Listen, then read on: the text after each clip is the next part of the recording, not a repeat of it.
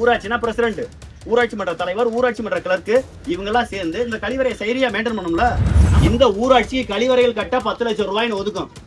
இந்த 10 லட்சம் ரூபாய் இருக்குல்ல, இந்த 10 லட்சம் ரூபாய இங்க ஒரு பிரசிடென்ட்டோ, இங்க ஒரு கிளர்க்கோ, இங்க ஒரு அரசியல்வாதி இருப்பாங்கல்ல, அவங்க என்ன பண்ணுவாங்க, 10 லட்சம் ரூபாயில 6 லட்சம் ரூபாய் ஆட்டையே போட்டுருவாங்க. மிச்சம் 4 லட்சம் ரூபாய்க்கு கொஞ்சோண்டு சிமெண்ட்டை போட்டு நிறைய மண்ணை போட்டு கட்டி ஏற்றி விட்டு திறந்து வச்சுட்டு போயிடுவாங்க. அரசாங்கம் கொடுக்குற எந்த பொருளும் தரமா இருக்காது, உங்களுக்கு தெரியும் தானே. கவர்மெண்ட் ஓசியில் கொடுக்குற வேட்டியும் நல்லா இருக்காது, சேலையும் நல்லா இருக்காது, மிக்சி கிரைண்டர் எதுவுமே விளங்காது. உண்மையா இல்லையா? அரசாங்கம் கொடுக்குற டிவியோ மிக்சி கிரைண்டர் நல்லா இருக்குமா? புரியுதா? இதே நம்ம தனியார்ல நம்மளுக்கு பிடிச்ச கம்பெனியில போய் ஒரு மிக்சி கிரைண்டர் வாங்கினா அது எவ்வளவு தரமா இருக்கு. இந்த ஊரை ஆளக்கூடியவர்கள் இந்த ஊருக்கு தேவையான பூரா செய்யணும். அப்படின்னா இந்த ஊரை ஆளக்கூடியவர்கள் உங்களில் ஒருவரா வரணும். உங்களை ஒருத்தர் கபடி பிளேயரா வந்துட்டு எலெக்ஷன்ல நிக்கணும். உங்களை ஒருத்தர் கபடி பிளேயரா வந்துட்டு ஊராட்சி மன்ற தலைவரா வரணும். உங்களை ஒருத்தர் கபடி பிளேயராகவும் இருக்கணும், அதே நேரத்தில் எம்எல்ஏவுக்கு நிக்கணும். உங்களை ஒருத்தர் கபடி பிளேயராகவும் இருக்கணும், இங்க இருக்கக்கூடிய யூனியன் சேர்மனுக்கு வரணும். அப்பதான் இங்க இருக்கக்கூடிய குறைகளை மாற்ற முடியும்.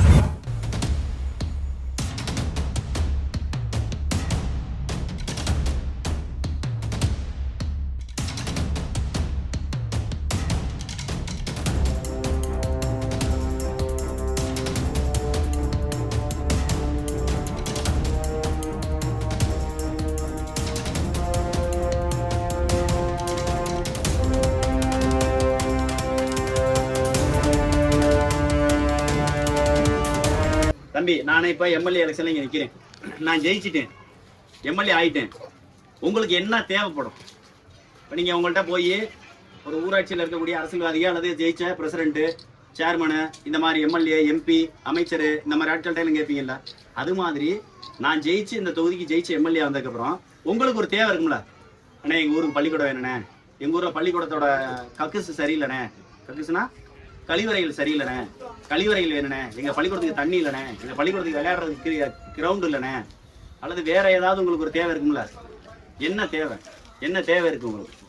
ஆனா உங்களுக்கு தெரியுமாடா, இந்த பொருள் இல்ல. இப்ப நீ இருக்கிற இந்த இடத்துல இருக்கிற தம்பி, இந்த இடத்துல இருக்கிற இந்த இடத்துல இருக்கக்கூடிய நீ சரியான நிழல் இருக்கா?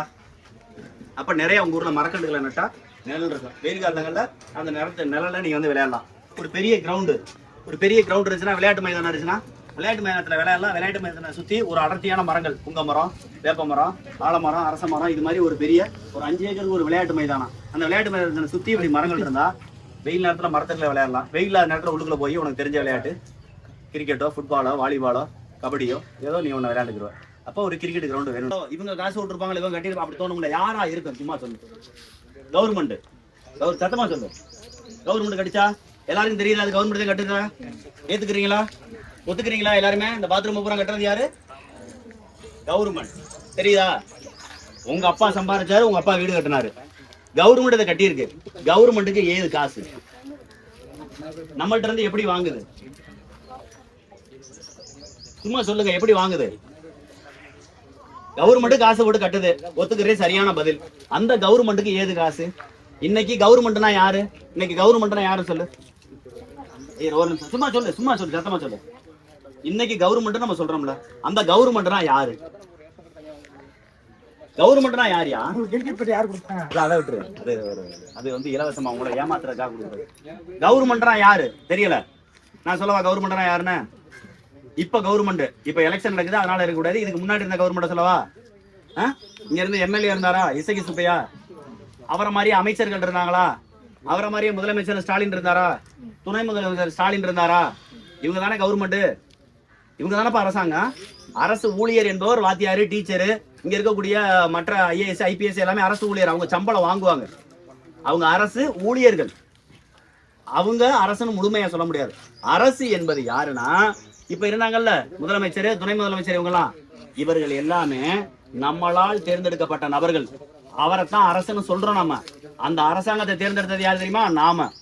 உண்மையான அரசாங்கம் என்பது, உண்மையான அரசு என்பது, கவர்மெண்ட் என்பது வேற யாருமே இல்ல, நம்ம மட்டும்தான். நம்மதான் கவர்மெண்ட். நாம என்ன செய்யறோம்? நம்மள ஒருத்தரை எம்எல்ஏவா ஓட்டு போட்டு தேர்ந்தெடுக்கிறோம், நம்மள ஒருத்தரை எம்பியா தேர்ந்தெடுக்கிறோம். அவங்கள பூரா ஜெயிச்ச எம்எல்ஏ, எம்பிகளை பூரா ஒண்ணு சேர்த்து அதுல ஒருத்தரை பூரா ஓட்டு போட்டு முதலமைச்சர் ஆக்குறோம், அதுல ஒருத்தரை ஓட்டு போட்டு பிரதமர் ஆக்குறோம். புரியுதா? அரசாங்கம் யாருன்னு? நாளைக்கு நீ எம்எல்ஏ எலெக்ஷன்ல நின்று ஜெயிச்சு எம்எல்ஏ வந்துட்டேன்னா நீ அரசாங்கம். இன்னைக்கு நம்ம எல்லாம் ஓட்டு போட்டு தேர்ந்தெடுத்த பாத்தியா?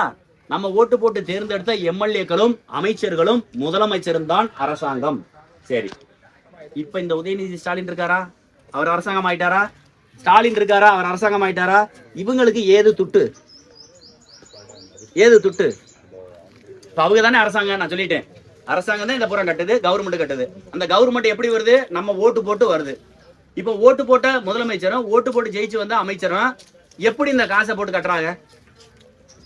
சும்மா சொல்லுங்க, தெரிஞ்சா சொல்லு. உனக்கு விஷயம் தெரியும், நல்லா வேலை இருக்கு, அறிவாளியா இருக்கு, சொல்லு. சும்மா சொல்லு, தெரிஞ்சதை சொல்லு. தப்புனா தப்புன்னு சொல்ல மாட்டேன், ஒன்னும் சொல்ல மாட்டேன்.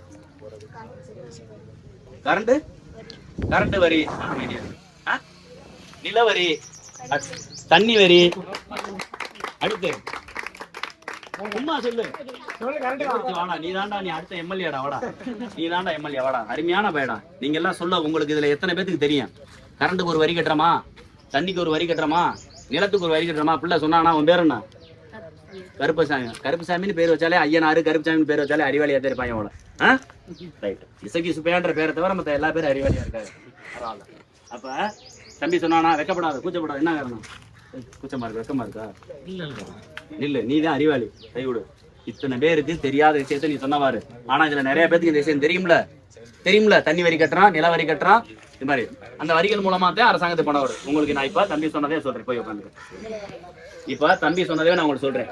இந்த மோட்டர் பைக் இருக்கா, இந்த மோட்டர் பைக் வாங்கும் போது, இந்த மோட்டர் பைக் வாங்குறோம், மோட்டர் பைக் வாங்கும் போது அதுக்கு ஒரு வரி கட்டுறோம். ஆனா நம்மளுக்கு தெரியாது. இந்த மோட்டர் பைக்கு ஒரு பெட்ரோல் அடிக்கிறோமா, அந்த பெட்ரோலோட உற்பத்தி விலை வெறும் 20 ரூபா. நம்ம வெளிநாட்டுல இருந்து வாங்குற கச்சா எண்ணெய்னு, அந்த கச்சா எண்ணெயை வாங்கி பிரிச்சோம்னா அதுலயே பெட்ரோல், ஒரு குருடாயில்னு சொல்லுவோம். அந்த குருடாயில சுத்திகரிச்சோம்னா, நல்லா வெப்பப்படுத்தினோம்னா அதுல ஆவியா வரும். அதை பூரா சேமிச்சோம்னா அது கேஸ், அடுப்பரிக்கிறோம்ல அது. அதுல இருந்து ஒரு ஒரு ஒரு குறிப்பிட்ட அளவு பிரிச்சோம்னா பெட்ரோல், அதுல இருந்து குறிப்பிட்ட அளவு பிரிச்சோம்னா டீசல், அதுல இருந்து மண்ணெண்ணெய், அதுல கடைசியா மிச்சம் சொச்ச இருக்கதே நம்ம தாருக்கு ஊத்துற, ரோடு போடுற தாரு. இப்படி இந்த கச்சா எண்ணெயை வாங்கி பிரிச்சு எல்லாமே பண்றோம், பிரிச்சு எல்லாமே பண்றோம். அந்த பெட்ரோலுக்கு நாம ஒரு வரி போடுறோம். இப்படி பிரிச்சு கொண்டாடுறோமா? கச்சா எண்ணெய் வெளிநாட்டுல இருந்து வாங்குறோம், அதை இந்தியாவில் வச்சு பிரிக்கிறோம். கேஸ் தனியா, பெட்ரோல் தனியா, டீசல் தனியா பிரிச்சிடறோம். இதுக்கு எவ்வளவு தெரியுமா? 20 ரூபா அதோட உற்பத்தி செலவு. ஆனா அதுக்கு மத்திய அரசு என்ன பண்ணுது? ஒரு 40 ரூபா வரி போடுது. 1 லிட்டர் பெட்ரோலுக்கு மத்திய அரசு 40 ரூபா வரி போடுது, மாநில அரசு 40 ரூபா வரி போடுது. அப்போ 1 லிட்டர் பெட்ரோலினுடைய உற்பத்தி செலவு 20 ரூபா, வரி மட்டும் 80 ரூபா. பெட்ரோல உயர்ந்துருச்சு, டீசல் விலை உயர்ந்துருச்சுன்னு பேசுறோமா? இப்ப தெரியுதா எப்படி வரி வந்து சேருதுன்னு? புரியுதா? இப்ப இந்த ஒரு சட்டை, இந்த துண்டு வச்சிருக்கான், இந்த துண்டை நான் தயாரிக்கிறேன், இந்த துண்டு தயாரிக்கிற ஒரு கடை வச்சிருக்கிறேன், துண்டு தயாரிக்கிற நிறுவனம் வச்சிருக்கிறேன், ஒரு ஃபேக்டரி, ஒரு கம்பெனி வச்சிருக்கிறேன். இந்த துண்டை தயாரிக்கிறதுக்கு எனக்கு ஒரு 50 ரூபா ஆகுதுன்னு வை. இந்த துண்டு 50 ரூபா ஆகுது நான் தயாரிக்க. இதை கொண்டு வந்து இவன்ட்ட வித்தா லாபம் ஒரு 10 ரூபா சேர்த்து 60 ரூபாய்க்கு வித்துடலாம். ஆனா அரசாங்கம் என்ன செய்யுது? இப்படி துண்டு விற்கிறதுக்கு, துண்டு தயாரிச்சனா நானு, என்னகிட்ட ஒரு வரி போடுது. இந்த வரியை நான் கட்டிடுதேன், நான் விற்கணும், அல்லது நான் வித்த உடனே எனக்கு நான் வித்திருக்கேன்னு சொல்லிட்டு இதுக்கு நான் வரி கட்டிடுவேன் அரசாங்கத்துக்கு. துண்டு தயாரிக்க 50 ரூபா, நான் இவனுக்கு வித்தினா 60 ரூபாய்க்கு விற்கலாம். அரசாங்கம் என்கிட்ட வரி போடுறதுனால ஒரு 10 ரூபா வரி போடுது. என்னுடைய உற்பத்தி 50 ரூபா, 60 ரூபாயா சேர்த்து அவனுக்கு கொடுப்பேன். என்னோட லாபம் 10 ரூபா, அப்ப 70 ரூபா. உற்பத்தி செஞ்சது 50 ரூபாய்க்கு, அரசாங்கத்துக்கு நான் வரி கட்டினேன், ஆகவே 10 ரூபா சேர்த்துக்கிறேன், 60 ரூபா. எனக்கு ஒரு லாபம் வேணும், அதனால சேர்த்து 70 ரூபாய்க்கு இவன்ட்ட விற்கிறேன். இவன் ஒரு கடைக்காரன், இவன் வாங்கினானா, இவன் இந்த மாதிரி தனியார் நபருக்கு விற்க போறான். இவன் விற்கிறதுக்கு இவன்ட்ட ஒரு அரசாங்கம் 10 ரூபா வரி போடும்.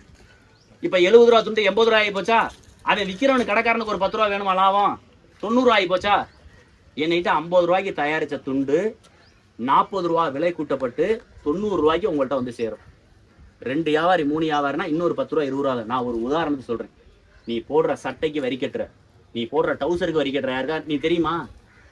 நீ போடுற சட்டையில வரி கட்டுற, நீ போடுற டவுசர்ல வரி கட்டுற, நீ போடுற செருப்புல வரி கட்டுற, நீ வாங்குறையில பென்சில் எழுதி அந்த பென்சில் நீ வாங்குறேன்னா அதுல ஒரு 10 பைசா அரசாங்கத்துக்கு வரி போகுது. நீ ஒரு பெட்ரோல் வாங்குறேன்னா அந்த பெட்ரோல வரி போகுது. நீ போடுற தலைக்கு போட்டு குளிக்கிறியா ஷாம்பு, அதுக்கு வரி. நீ போட்டியா சோப்பு, அதுக்கு வரி. ஒரு முட்டாய், ஆரஞ்சு முட்டாய் போய் வாங்கிக்கிற, அதுக்கு வரி இருக்கு. நீ 1 ரூபாய்க்கு இன்னைக்கு முட்டாய் இருக்கா சாக்லேட், 1 ரூபா சாக்லேட்ல 40 பைசா வரியா போகும். 60 பைசா தான் சாக்லேட்டோட காசு. இப்ப புரியுதா? முதலமைச்சர் ஸ்டாலின் அவங்க அப்பே விட்டு காசை கொண்டாடுறான்னு நினைச்சியா? உதயநிதி ஸ்டாலின் அவங்க அப்பே விட்டு காசை கொண்டாடுறான்னு நினைச்சியா? எல்லா பேருமே நம்மளுடைய வரி பணம், நாம அன்றாட பயன்படுத்தக்கூடிய பொருள். புரியுதா? இப்ப கோயில கொடை வச்சிங்களா, திருவிழா வச்சிங்களா, இந்த கட்டவுட்டெல்லாம் வச்சிங்களா? இந்த கட்டவுட் பூராமே வச்சிருக்காருல ஒருத்தர், அவர் அரசாங்கத்துக்கு வரி கட்டுவார். நீங்க திருவிழாவுக்கு போய் தேங்காய், வாழைப்பழம், தட்டு, பூவு, பழம், மளிகை ஜாமியா, மஞ்சள் எல்லாம், கிழங்கு, மஞ்சள் கிழங்கு, காப்பு கட்ட துணி எல்லாம் வாங்குறியா? அந்த ஒவ்வொரு பொருளுக்குமே வரி இருக்கு. இங்க இருக்கக்கூடிய ஸ்பீக்கருக்கு வரி இருக்கு, இங்க இருக்கக்கூடிய எலக்ட்ரிக்கல் பொருட்களுக்கு வரி இருக்கு, சீரியல் பல்புக்கு வரி இருக்கு, இங்க போடுற கொட்டக பொருட்களுக்கு வரி இருக்கு, ரோடு வரையில இருக்கக்கூடிய ரோட்ல ஓட எல்லா வாகனங்களுக்கும் வரி இருக்கு. நீ சாப்பிடுற அரிசி, பருப்பு, எண்ணெய், கடுகு, உளுந்து எல்லாத்துக்கும் வரி இருக்கு. இப்ப புரியுதா வரி எங்க இருந்து வருதுன்னு? அப்ப நாம தான் அரசாங்கம், நாம என்ன செய்யறோம், நாம அன்றாட பயன்படுத்தக்கூடிய பொருட்களை பூராமே வரின்னு ஒண்ணு அரசாங்கத்தை போட்டு நாம தான் ஓட்டு போட்டு தேர்ந்தெடுத்தோமா? எம்எல்ஏ தேர்ந்தெடுத்தோமா? எம்பியை தேர்ந்தெடுத்தோமா? இவங்க பூரா போய் சட்டசபையில பாராளுமன்றத்தில் உட்கார்ந்தாங்களா?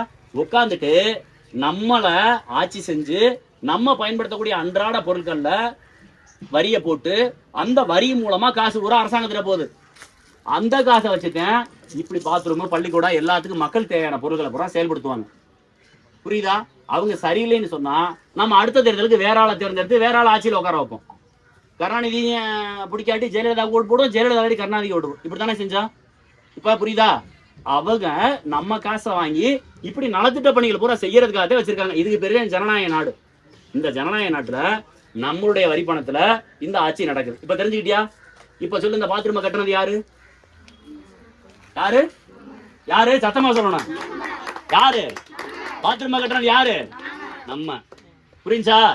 உங்க அப்பா கட்டின பாத்ரூம் இந்த மாதிரி வீணா போய் கிடக்குமா? உங்க அப்பா உங்க வீட்டுல ஒரு வீடு கட்டியிருக்காரா? உங்க அப்பா உங்க வீட்டுல ஒரு பாத்ரூம் கட்டியிருக்காரா? அவரோட பாத்ரூம், அவருடைய வீடு இந்த மாதிரி பயன்படுத்தப்படாமல் பாலடைஞ்சு போய் கிடக்கா? இல்ல. ஆனா அந்த பாத்ரூம் கட்டினது யாரு? நம்ம கட்டின பாத்ரூம் எப்படி கிடக்கு பத்தியா? காரணம் என்ன சொல்லு? உங்க அப்பா உனக்கு என்ன புரியல? நானே சொல்லி தரேன். நான் கேட்கிறேன், உனக்கு தெரியுமா சொல்லு. புரியுதா? நம்ம அப்பா பாத்ரூம் கட்டினாரா? நம்ம காசுன்ற வலியும் வேதனையும் இருந்துச்சா? அதனால தரமா கட்டுறாரா? இங்க நம்ம காசை போட்டு கட்டுறான். அப்ப தரமான கழிவறை கட்டணும், தரமான பள்ளிக்கூடம் கட்டணும், தரமான வீடு கட்டணும் நம்ம முடிவு எடுத்துக்கிறோம். அரசாங்கத்துல ஒப்படைக்கும் போது அரசாங்கமா அது மாதிரி செய்யணும்ல. என் வீட்டை நான் கட்டும் போது தரமா பார்த்து கட்டுறல, என் வீட்டு கக்குச பார்த்து பயன்படுத்துறீல, பார்த்து செய்யல. அதே மாதிரி நம்ம ஓட்டு போட்டு தேர்ந்தெடுத்த எம்எல்ஏ எம்பியும் நம்மளுக்கிட்ட காசை வாங்கி நம்ம வரி பணத்தை வாங்கி கட்டுற பாத்ரூம சரியா பயன்படுத்த வைக்க வேண்டியது யாருடைய கடமை? நம்மளுடைய கடமையோட சேர்த்து இங்க இருக்க அரசாங்கத்தோட கடமை. புரியுதா? இப்ப நீ இருக்கிற உங்க வீட்டுல பாத்ரூம் போயிடுற, தண்ணி ஊத்தாம வர்ற, உங்க அப்பா என்ன பண்ணுவாரு? செத்திய சேர்த்து அடிப்பாரு. உங்க அம்மா என்ன ஆகணும்? விளக்க மாத்திலே அடிக்க. பாத்ரூம் முனையில ஒழுங்கா தண்ணியை ஊத்துறானு. வீட்டுல ஒரு பொருளை திங்கிற, ஒரு சவுறு சாப்பிடுற, சோத்தை சிந்திடுற, அல்லது ஒரு பொருள் திங்கிற சிந்திடுற, அதை தொடச்சி எடு, ஒழுங்கா சுத்தப்படுத்தணும் உங்க அம்மா சொல்றாங்கல்ல, உங்க அப்பா சொல்றாருல. வீட்டை சுத்தமா வச்சுக்க, பாத்ரூம் சுத்தமா வச்சுக்க, ட்ரெஸ்ஸை ஒழுங்கா துவச்சு போடு, எல்லாத்தையும் உங்க அப்பா அம்மா சொல்றாங்கல்ல. ஏன்னா நீ சின்ன பையன், உன்னை நல்வழிப்படுத்தணும், உனக்கு சொல்லி கொடுக்கணும். நீ தப்பு செஞ்சேன்னா உன்னை கண்டிக்கணும். புரியுதா? அப்ப நீ நல்ல பையனா இருக்கணும்னா, உன் வீடு நல்லா இருக்கணும், உன் கழிவறை நல்லா இருக்கணும்னா, உங்க அப்பா கட்டின வீட்டை, உங்க அப்பா கட்டின கழிவறையை நீ பயன்படுத்தும் போது இப்படித்தாண்டா மகனை பயன்படுத்தணும். இது நம்ம உழைப்படா, நம்ம காசுரா, இதை பத்திரமா வச்சுட்டா தான் நம்மளுக்கு குடியிருக்க பயன்படணும். உங்க அப்பா நல்ல உன்னை வழி நடத்துறாருல, அது மாதிரி இந்த அரசாங்கம் வழி நடத்தணும்ல. அரசாங்கம் என்ன செய்யணும்? கழிவறையில முதல் தரமா கட்டி, அதுக்கான தண்ணியை கொடுத்து, அதுக்கான சரியான பராமரிப்பை கொடுத்து, இந்த ஊர்ல இருக்கக்கூடிய பிரசிடண்டோ, இந்த ஊர்ல இருக்கக்கூடிய இது ஊராட்சியா நகராட்சியா? அப்ப ஊராட்சினா பிரசிடண்ட், ஊராட்சி மன்ற தலைவர், ஊராட்சி மன்ற கிளர்க்கு, இவங்க எல்லாம் சேர்ந்து இந்த கழிவறையை சரியா மெயின்டைன் பண்ணணும்ல. நம்மளுக்கு அந்த கடமை இருக்கு. நம்ம பாத்ரூம் சரியா இது ஒண்ணு உடைக்க கூடாது, கதை உடைக்கூடாது. நம்மளால கதவெல்லாம் உடைச்சு ஐஸுக்கு போட்டுருவாங்க, கதவெல்லாம் உடைச்சு பேரிச்சம்பளத்துக்கு போட்டுருவாங்க. அதெல்லாம் செய்யக்கூடாது. இது நம்ம பொருள் பாதுகாக்கணும். இது நம்ம காசுல கட்டப்பட்டது. இப்ப புரியுதா? நீ உங்க அப்பா இருக்காரு, உங்க அப்பா கட்டி கொடுத்த வீடோ, உங்க அப்பா கட்டி கொடுத்த கழிவறையோ உங்க அப்பா மட்டும் கட்டுறதுனால பத்திரப்படுத்திடுறோம். இங்க பல பேருடைய காசு இருக்கிறதுனால யாரு கேள்வி கேட்க ஆள் இல்ல. கேள்வி கேட்க ஆள் இல்லாதனால அரசியல்வாதிக எம்எல்ஏ அண்ணா ஒரு 5 நிமிஷம் தலைவரை பேசிக்க, ஒரு எம்எல்ஏவோ ஒரு எம்பியோ இந்த மாதிரி கழிவறை கட்டுறாங்கல்ல, இது நாசமா போறதுக்கு என்ன தெரியுமா காரணம்? இப்படி கழிவறைகள் கட்டுறாங்கல்ல, நம்ம அப்பா நம்மளுக்கு சொல்லிக் கொடுத்தாருல, அது மாதிரி சொல்லிக் கொடுக்காத காரணம் என்ன தெரியுமா? இது அடிப்படையிலே இது தரமா கட்ட மாட்டாங்க. இதுல இருக்க மேற்கூரை பாரு தரமா இருக்காது, இதுல இருக்க கட்டணம் பாரு தரமா இருக்காது, இதுல போடுற சிமெண்ட் பாரு தரமா இருக்காது. என்ன காரணம்னா, உனக்கு புரியுற மாதிரி சொல்றேன். நம்ம வரி பணத்தை அரசாங்கம் வச்சிருக்கா. அரசாங்கம் என்ன சொல்லும்? இந்த ஊர் பேர் என்ன? மன்னார் கோயில். மன்னார் கோயில் ஊருக்கு ஒரு 10 கழிவறை கட்டுங்க. 10 கழிவறை கட்டுவதற்கு இங்க ஒரு கல்வெட்டு வைப்பாங்க பாத்தியா? 90 லட்சம் செலவில் கட்டப்பட்ட கழிவறை, 30 லட்சத்தில் கட்டப்பட்ட கழிவறைன்னு. அப்படி அரசாங்கம் ஒதுக்கும். இந்த ஊராட்சி கழிவறைகள் கட்ட 10 லட்சம் ரூபாய்னு ஒதுக்கும். இந்த 10 லட்சம் ரூபாய் இருக்குல்ல, இந்த 10 லட்சம் ரூபாய இங்க ஒரு பிரசிடண்டோ, இங்க ஒரு கிளர்க்கோ, இங்க ஒரு அரசியல்வாதி இருப்பாங்கல்ல, அவங்க என்ன பண்ணுவாங்க? 10 லட்சம் ரூபாயில 6 லட்சம் ரூபாய் ஆட்டையே போட்டுருவாங்க. மிச்சம் 4 லட்சம் ரூபாய்க்கு கொஞ்சோண்டு சிமெண்ட்டை போட்டு நிறைய மண்ணை போட்டு கட்டி ஏற்றி விட்டு திறந்து வச்சுட்டு போயிடுவாங்க. இதுக்கு போர் போட்டு தண்ணி கொண்டாந்துருக்கணுமா? அந்த தண்ணியை கொண்டாட மாட்டாங்க.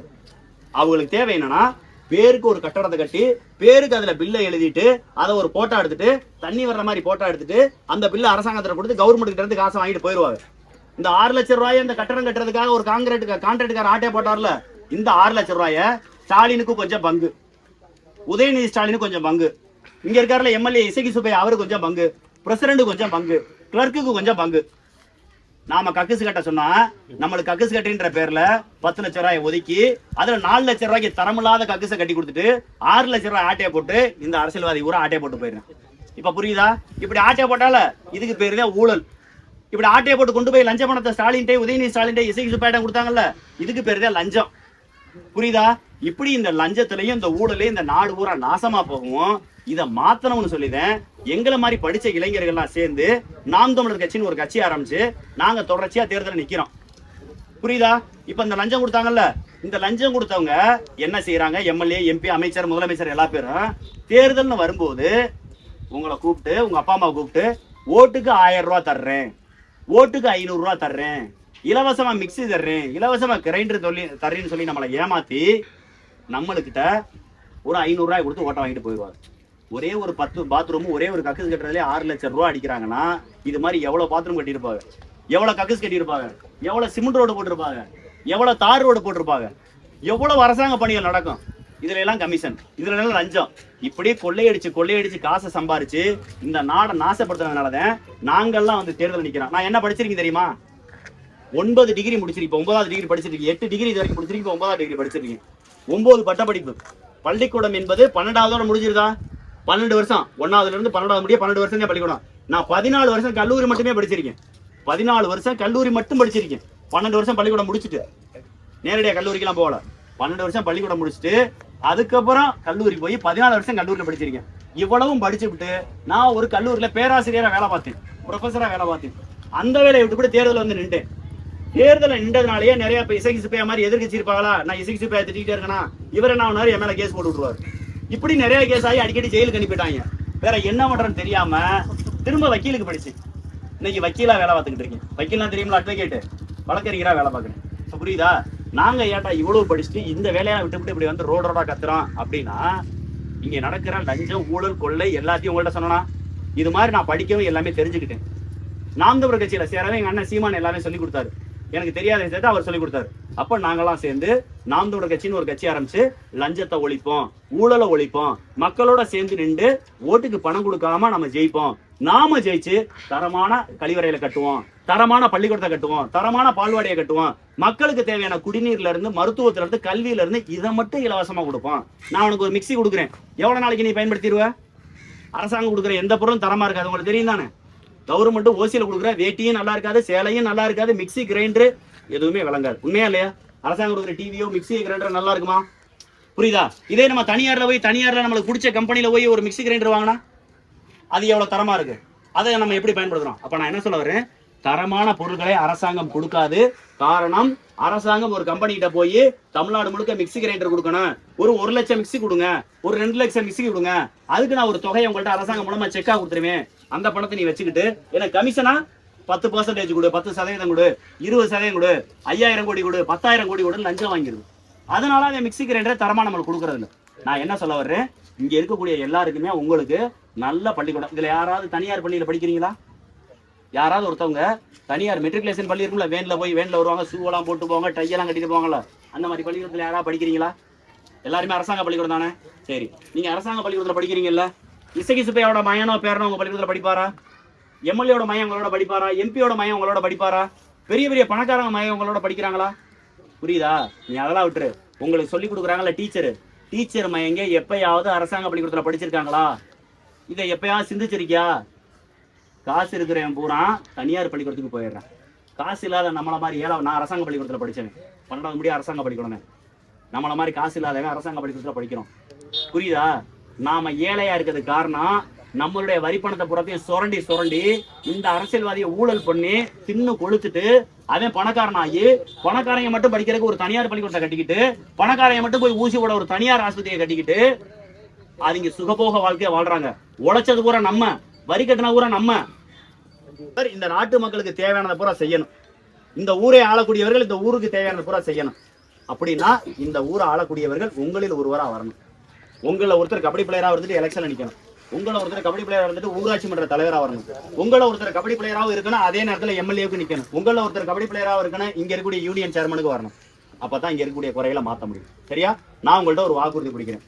நான் வெற்றி பெற்றால் இந்த ஊருக்கு தேவையானதை செய்வேன். குறிப்பாக நீங்க கபடி விளையாடுறதுக்கு தேவையான அனைத்து வகையான, அதாவது அது மின்னொளி, அதாவது நைட்ல விளக்கு போட்டு நல்லா, அதாவது மின்னொளி அதிகமான லைட்டு, அந்த லைட் வெளிச்சத்துல விளையாடுறதுனாச்சும் குறைந்தபட்சம் தயார் செஞ்சு தருவோம். கபடி கிரவுண்ட் இங்க தயார் செஞ்சு தருவோம். இதெல்லாம் நாங்க வெற்றி பெற்று வந்தால், ஒருவேளை வெற்றி பெறாவிட்டால் இந்த அரசாங்கத்திட்ட கிடைக்கிறதுக்கு மனு கொடுப்போம், போராடுவோம்.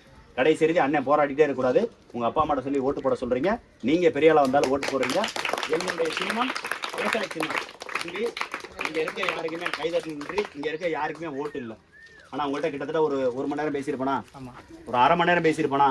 இவ்வளவு நேரம் நான் உங்கள்கிட்ட பேசுற காரணம், நாங்க உங்களுக்காகத்தான் ஓடுறோம், உங்களுக்காகத்தான் உழைக்கிறோம், உங்களுக்காகத்தான் கத்தி கத்தி பேசுறோம். உங்க எதிர்காலம் நல்லா இருக்குன்னு உங்கள்கிட்ட பேசுறோம். நீ எனக்கு ஓட்டு போடு, நான் அப்ப ஜெயிப்பேன். இப்போ உங்க அப்பா அம்மாட்ட சொல்லி ஓட்டு போடுவேன். சரியா? போயிட்டு வருவா, நல்லா படிக்கணும். போயிட்டு வரேன். இந்த பாத்ரூமை பூராட்டிட்டு தனியா வீடியோ எடுக்கும். பாத்ரூம்